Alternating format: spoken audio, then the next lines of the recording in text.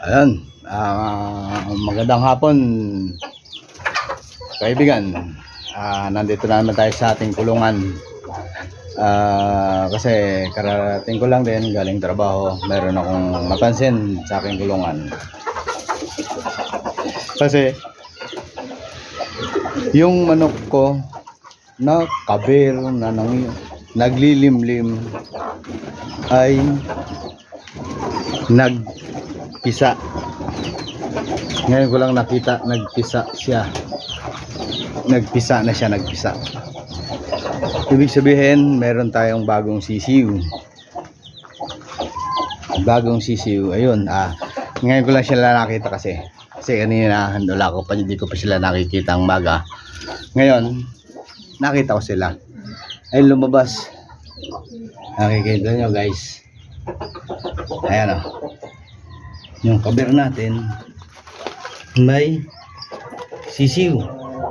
Yan, kasama niya yon, dalawang puti niyang anak, tapos isang itim. Dalawang puti tsaka isang itim. Yan guys, kabir yan, kabir na natin yan, kabir.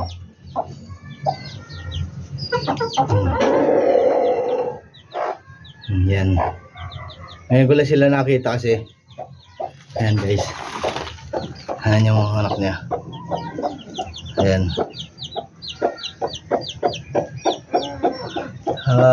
Kasi kaninang umaga hindi ko pa sila nakita eh.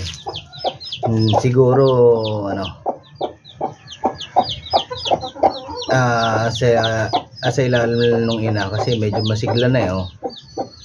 Kaya hindi sila nakita kaninang umaga. Yan. Ayun yung isang puti. Ayan guys. Ayan. Ano?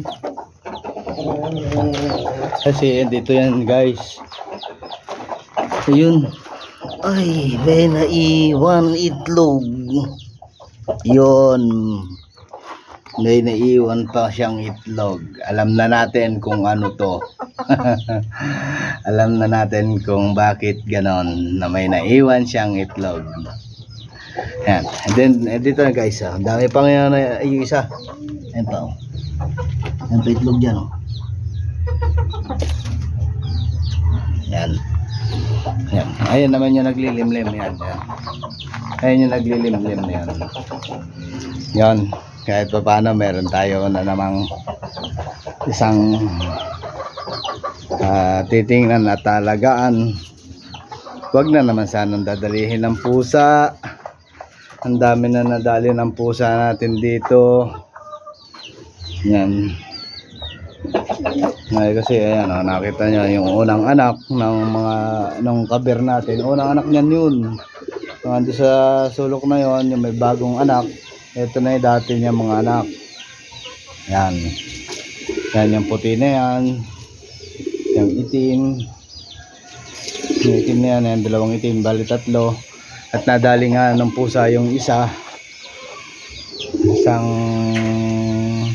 lalaki nating nilalagaan. Pinakamalaki dyan sa tatlo na yan. Sa magkakapatid. Baka sa mahigit na 1 kilo. Pero ayan, nakakatuwa at kahit pa paano andyan na meron tayo alagaan. Bago tayong aalagaan sa mga manok natin. Manok, ibon at saka kalapate. Yan.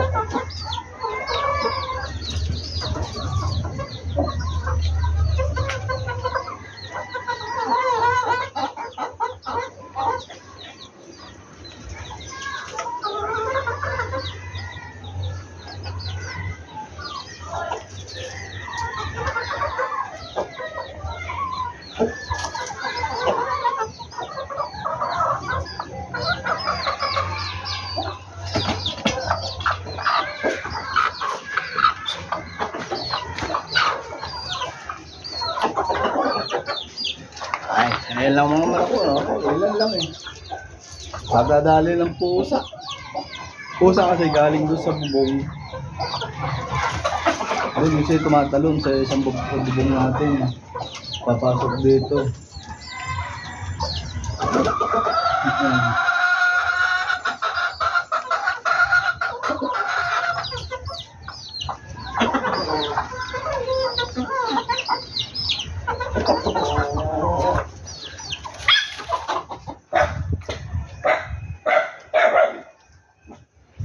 Wala ko anong ginawa.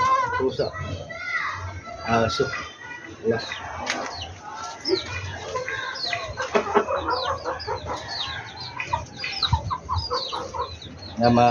Lilipat ko yan. Kulong natin. Baka mamaya madali naman ng daga.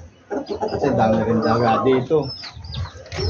Gabi binabaril ko daga dito. Sinachambaan ko dito sa kulungan. Yan. Medyo malalaki, hindi kaya ng daga. Pusa ang dumadali. Tatlo ang tipid. Tatlo lang na buhay. Tapos isa lang yung natirang itlog. Pero ano yan? Dami yan. Siguro sa ano yan eh. 16, 18 hanggang 20 yung itlog niya. Kasi kinakain din niya. Binabasag. Ewan ko, ayan. Meron doon naman yung isa. Nasa ilalim is medyo marami-rami itlog, no? Nasa 12 yata. Sana medyo mabuhay din naman kahit paano para dumami-dami alaga natin. Ayun yung naglilimlim yung pula. Ayan yung pula na yan, yan. Yung pula na yan, yun yung naglilimlim. Ito yung itim, tapos itong itim na to, at yung puti na yon, kasi yun yung unang anak nung may sisiw natin ngayon.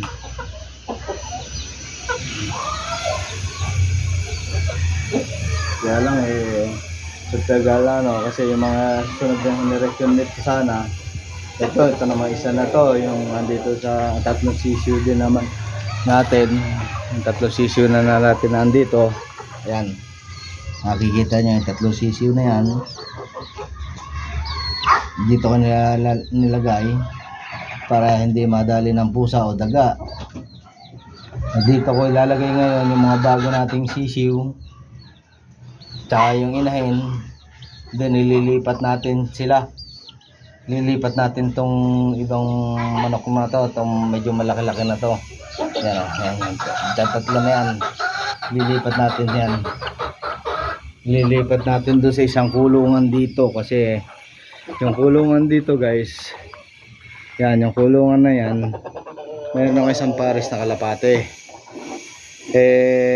Last time Meron silang itlog, nasira lang kasi gawa ng umulan, bumagyo, napuno ng tubig yung kanilang kulungan. Ay, yung ano, yung ayan, yung pot nila, yung itlogan, yung sa ilalim sa baba. Nakatagilid nga kasi pinatutuyo ko para maiayos natin doon. Kaya ngayon baka doon ko ilagay yung 3 sisiw. Para yung 3 sisiw na bagong pisa, sila naman yung magpapares. Ilalagay ko doon sa dito para hindi naman sila madali ng daga. Kasi mahirap pag wala tayong kulungan, merong bagong sisiw, hindi natin namomonitor, gawa ng may pasok din tayo. Ngayon maaga-aga ko, nakita nyo naman maaga, ano pa mataas pang araw, ano pa lang nga tayo, alas 3 pa lang ng hapon sa ngayon, hindi pa ako nakakapag kararating ko lang, nakita ko lang yung mga sisiw kahit pa paano. Ayan, inano ko, tiningnan ko, ayun kahit doon sa sulok, doon sa gilid na yan, ayun sila, nandun sa ilalim nung yung 3 sisiw, 2 puti, 1 itim.